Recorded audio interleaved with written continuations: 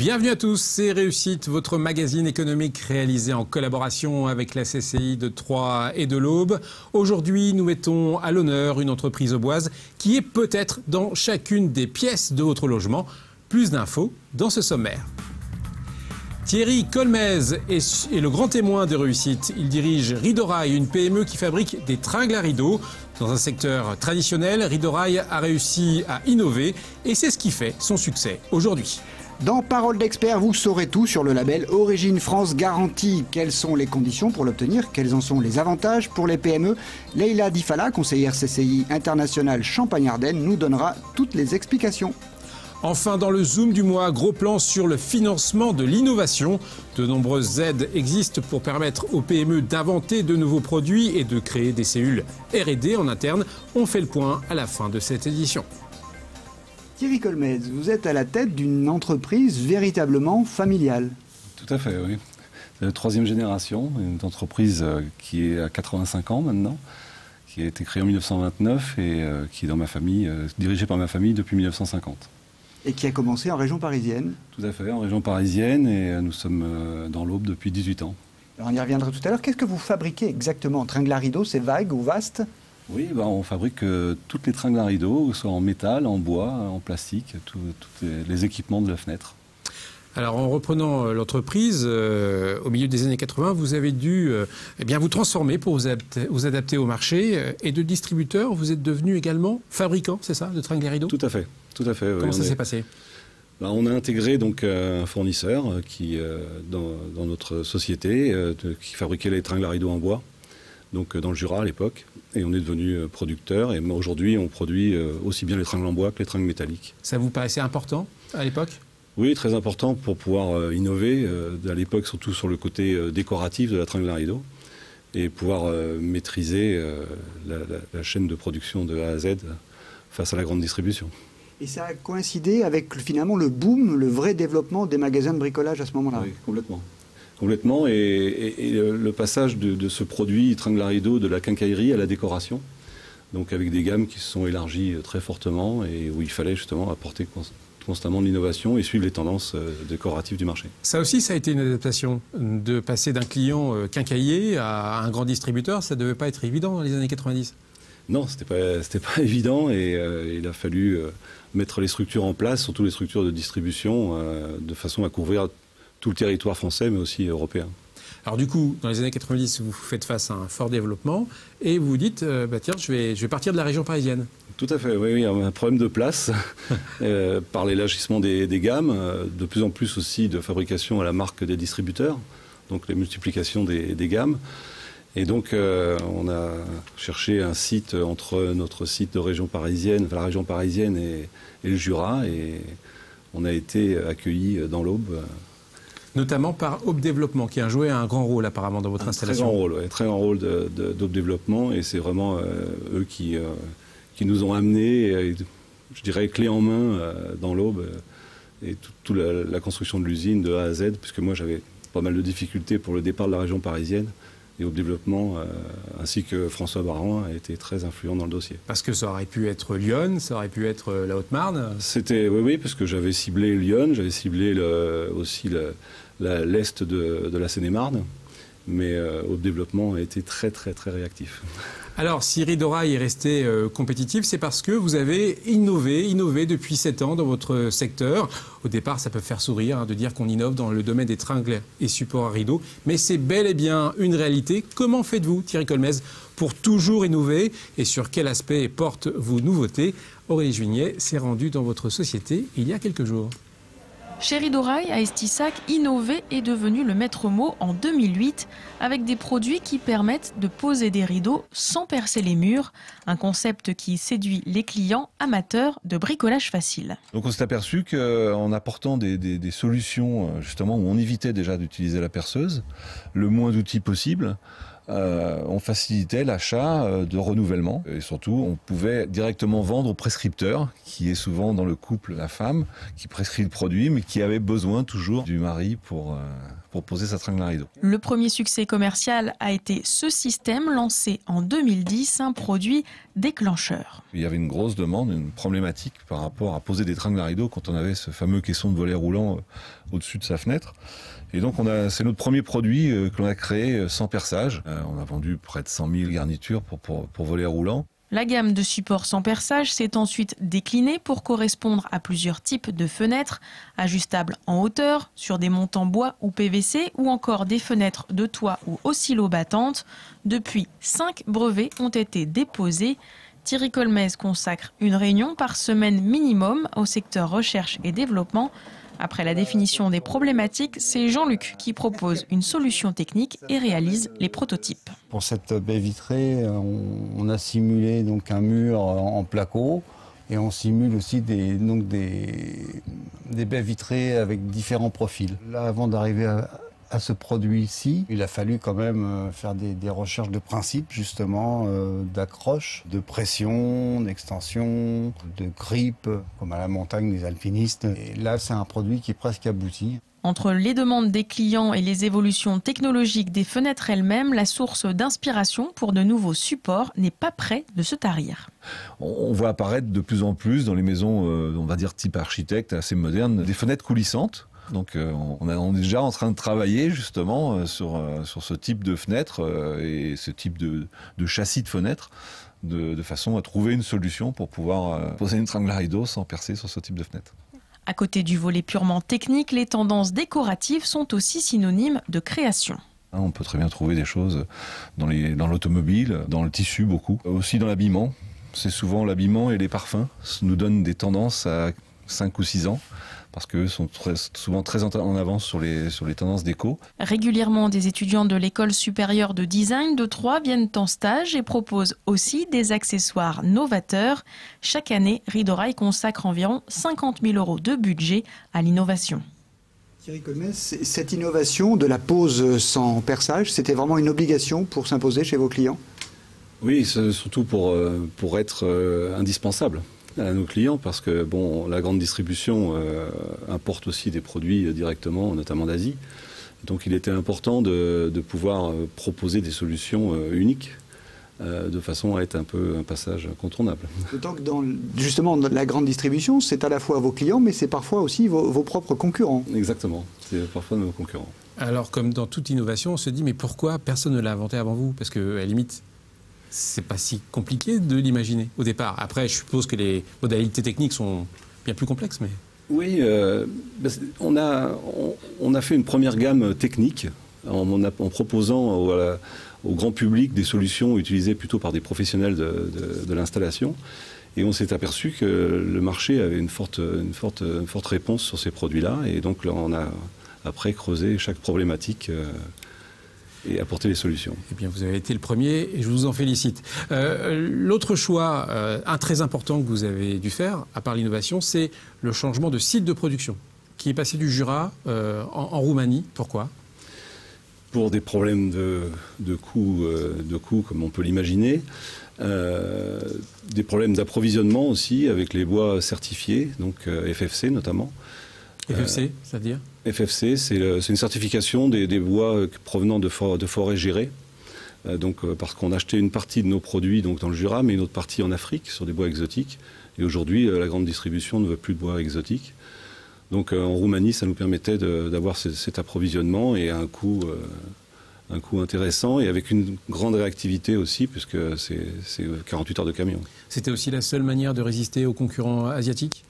C'est la seule manière de résister aux concurrents asiatiques et de se positionner par rapport à mes clients, à la fois comme apporteur de solutions techniques, mais aussi comme producteur, donc au même niveau que mes concurrents asiatiques.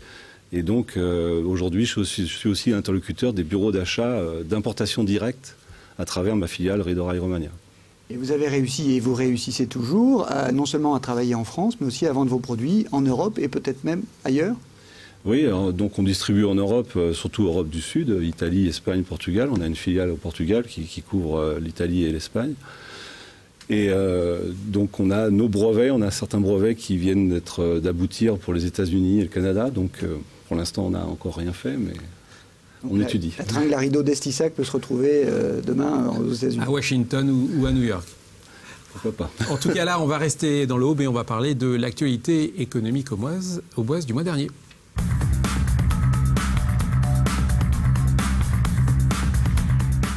Première info, le chômage a progressé légèrement en février dans l'Aube. La hausse est de 0,4%. Il y a dans le département 18 270 demandeurs d'emploi, Bruno. Oui, avec un contraste d'ailleurs entre les jeunes demandeurs d'emploi dont le nombre baisse et les seniors de plus de 50 ans. J'en fais partie aussi, des seniors de plus de 50 ans, dont le nombre a encore augmenté de 2,3% le mois dernier. Mais globalement, sur février, l'Aube fait mieux que la Champagne-Ardenne et que la France. Donc on va y voir plutôt une note d'optimisme, Fabrice. Vous êtes resté jeune, Bruno, vous inquiétez pas.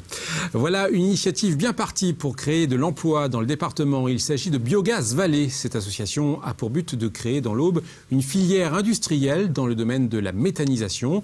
Et une convention d'affaires sur ce thème a eu lieu à Troyes le mois dernier. L'objectif, accélérer les rencontres entre industriels, donneurs d'ordre, sous-traitants et porteurs de projets de méthanisation. Déjà, 2 entreprises ont annoncé leur intention de s'installer dans l'Aube. Une quarantaine d'emplois directs et indirects vont découler prochainement de la Biogaz Vallée.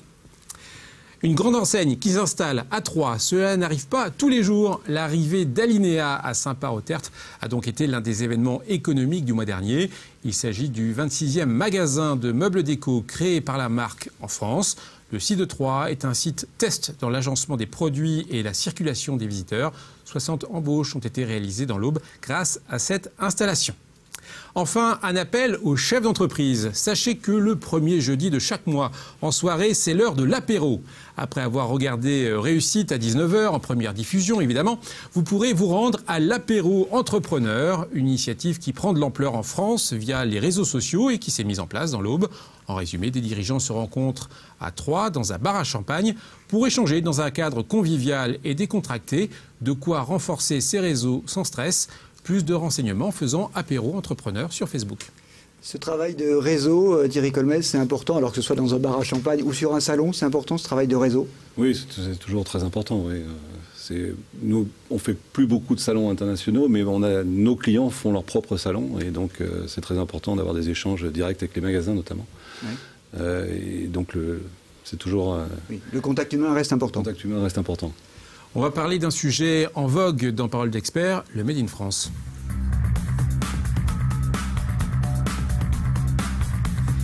Et oui, depuis 2 ans, le Made in France revient à la mode. Mais comment obtenir ce label quand on est une entreprise, Bruno? C'est pas si simple, Fabrice, car il y a à la fois le Made in, mais aussi le label Origine France garantie, sans doute plus intéressant. En tout cas, pour une PME, il vaut mieux se faire accompagner dans une telle démarche. Et pour nous en parler, nous avons donc invité en direct Leïla Difala, conseillère CCI Champagne-Ardenne International. J'espère que je l'ai dit dans le bon ordre. Tout d'abord, Leïla, quelles sont ces 2 possibilités de promouvoir l'image France de ses propres produits, le Made in et le label Origine France garantie? Tout à fait, Bruno. En fait, aujourd'hui, il existe 2 manières de pouvoir communiquer sur l'origine France de son produit.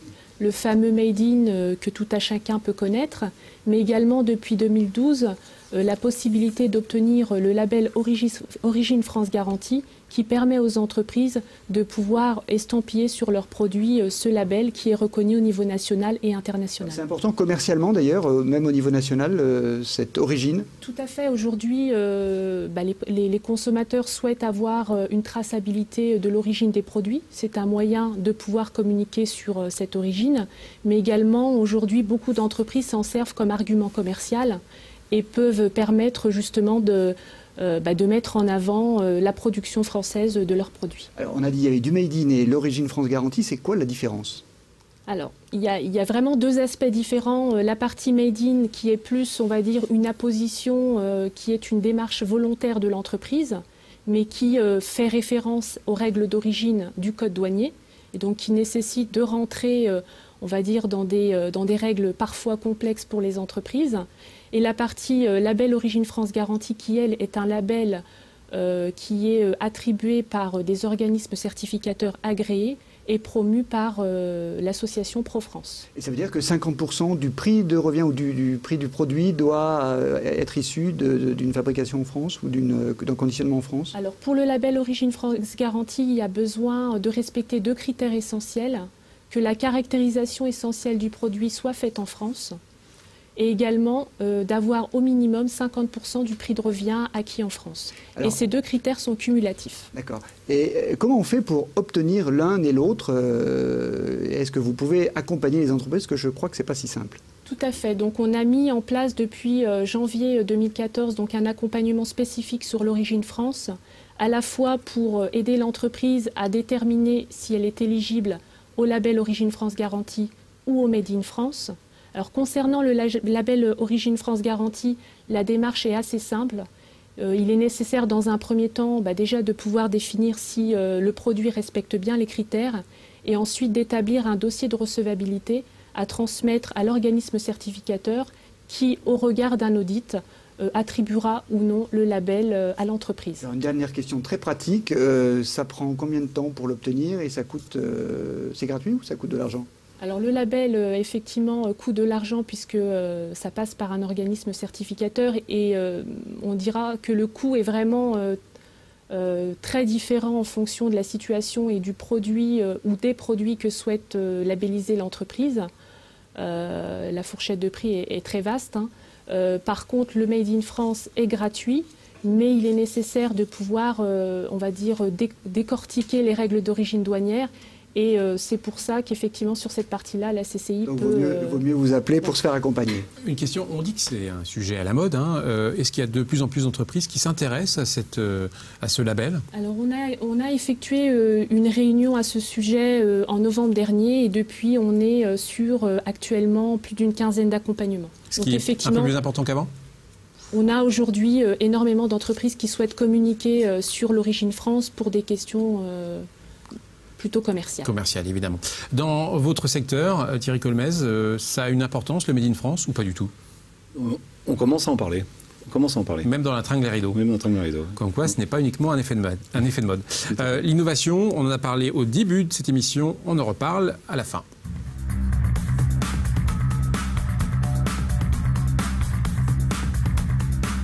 Les entreprises doivent innover. L'idée fait consensus, mais pour les PME, il n'est pas facile de trouver les moyens qui permettent de financer cette innovation. Pourtant, des aides existent. Christian Vira fait le point sur ce dossier dans le Zoom du mois. À Barberet, Stéphane Bitetta dirige la société Alcom Technologies.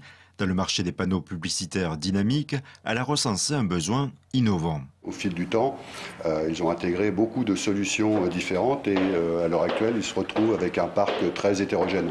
Alcom a proposé de s'investir dans un développement d'une carte dite universelle. Le problème réside à asservir des moteurs différents avec une seule carte électronique, donc plus facile à maintenir. La société a fait appel à Oseo pour financer une étude de faisabilité d'un coût total de 120 000 €. Une prise de risque impossible sans ce coup de pouce. Est-ce qu'on va prendre le risque de perdre un an d'études, un an de salaire sur un résultat qui risque de ne pas être à la hauteur de ce qu'on espère? À Saint-Phal, la menuiserie Lambert a obtenu 50% de financement en recherche et développement pour certifier un nouveau concept de fenêtre bois-aluminium aux normes françaises. Il a fallu en fait partir d'un process italien et d'un process allemand et de l'adapter pour le marché français avec notamment des joints spécifiques. Le financement de l'innovation a des répercussions à long terme. Pour l'entreprise, cette maîtrise technique approfondie lui permet de proposer d'ores et déjà des produits adaptés au marché du futur. Ça nous permet justement de faire appel à un centre technique très spécialisé dans la menuiserie et dans le bois et à trouver le matériau qui correspond réellement à la réglementation thermique actuelle et surtout les réglementations thermiques qui vont venir. Les sources de financement sont multiples. Pour s'orienter, chaque année, une vingtaine d'entreprises auboises suivent les conseils de la CCI. Il existe un dispositif tout simple qui s'appelle la prestation technologique réseau. En gros, l'entreprise peut obtenir une subvention qui peut atteindre 10 000 € ou 50% du projet présenté. Anciennement Oseo, qui est maintenant BPI France, a des dispositifs, entre autres l'aide à l'innovation, qui peut aller jusqu'à l'aide à l'introduction en bourse pour les entreprises qui progressent. Et les régions, dont la région Champagne-Ardenne, ont développé des dispositifs d'accompagnement. Autre solution possible, le crédit impôt innovation, les aides d'entreprise. À noter, pour la BPI et le crédit impôt recherche, les sommes peuvent atteindre 100 millions €. Toutes ces aides sont accessibles aux entreprises industrielles, commerciales et agricoles soumises à l'impôt sur les sociétés ou à l'impôt sur le revenu dans la catégorie des bénéfices industriels et commerciaux. Et si vous êtes intéressé par cette question du financement de l'innovation, vous pouvez être aidé par la CCI au 03 25 43 70 36. On l'a vu, Thierry Colmez, vous avez innové dans le secteur pourtant traditionnel des tringles à rideaux et c'est difficile apparemment de se faire aider, de trouver des financements pour cette innovation. Oui, c'est pas très facile pour les PME. On a bénéficié pour une innovation de présentation de produits en magasin sur des consoles interactives. Donc on avait innové sur un système. On a été aidé par Carina, l'Oseo. Oui. Et sinon, notre financement était basé sur le CIR. Crédit impôt recherche. Crédit d'impôt recherche, oui. Simplement, il était un peu, pour l'instant, on a quelques soucis avec l'administration qui, malheureusement... Qui se dit, mais on n'innove pas dans les tringles à rideaux. On n'innove pas dans les tringles à rideaux. Et quand on bénéficie du crédit d'impôt recherche, ça déclenche systématiquement un contrôle fiscal. Donc l'avantage de départ devient souvent un inconvénient. Ça veut dire qu'en France, c'est plus facile d'avoir du financement quand on est une société qui travaille dans l'Internet que dans le tringle à rideaux. Complètement.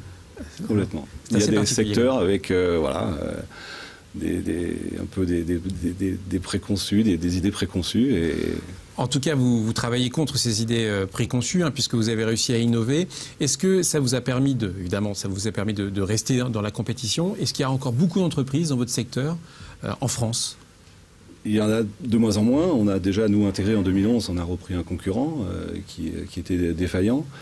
Et il y a de moins en moins, avec la concurrence justement d'importation directe asiatique, il y a de moins en moins d'acteurs français sur ce marché. Pour être tout à fait honnête, vous êtes quoi, le dernier des Mohicans ou il y en a 3 ou 4? Non, on est 3 maximum, plutôt 2. 3 en France? Ouais. Plutôt 2. Ouais, bientôt 2 quoi. Une dernière question, vous évoquiez tout à l'heure les tendances. Ce sera quoi les tendances dans les 2-3 ans à venir dans les matériaux, les couleurs? Pour l'instant, on est beaucoup sur le design. Alors, on vient sur une tendance qui est déjà pas mal dans le vintage, qu'on trouve un peu dans les voitures, dans l'habillement. Et là, sur la tringle à rideaux, on va sortir des gammes pour 2015 qui seront, qu'on appelle Design Factory, qui sont un peu sur des bases des produits de semblant de récupération. Oui, je vous l'ai dit, les vieux reviennent à la mode. Vous avez une cellule R&D, on l'a vu, avec cet énorme bureau plein d'outillages. Est-ce que ça veut dire que à l'avenir, vous allez devoir peut-être renforcer cette cellule pour aller encore plus loin dans votre travail d'innovation? Oui, c'est très probablement, pardon. Notamment auprès de notre usine en Roumanie, on va certainement mettre aussi une cellule là, de recherche en production. Sur nos produits. Eh bien, peut-être que nous irons découvrir ça très prochainement. Merci Thierry Colmez. Bravo pour tous vos efforts et on vous souhaite bon vent pour Rideau-Rail. Merci. À bientôt Bruno. On se retrouve le mois prochain pour une nouvelle découverte économique. Dans un instant, l'agenda de la CCI.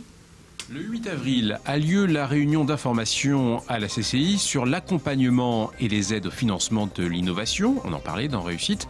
La réunion partira de la phase du projet jusqu'au crédit d'impôt recherche et au crédit impôt innovation avec les interventions de spécialistes de la région, de BPI France et de la Directe.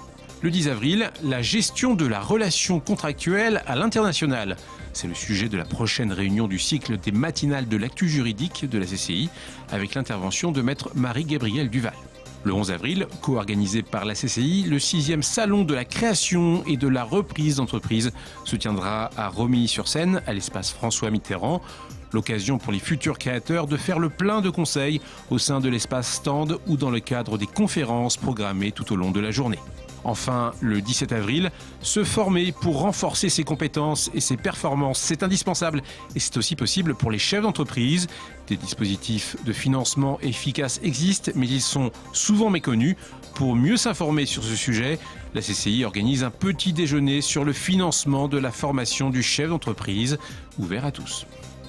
Plus d'informations sur ces événements ou envie d'en découvrir d'autres, connectez-vous sur le site de la CCI www.3.cci.fr, le premier site au bois d'information économique.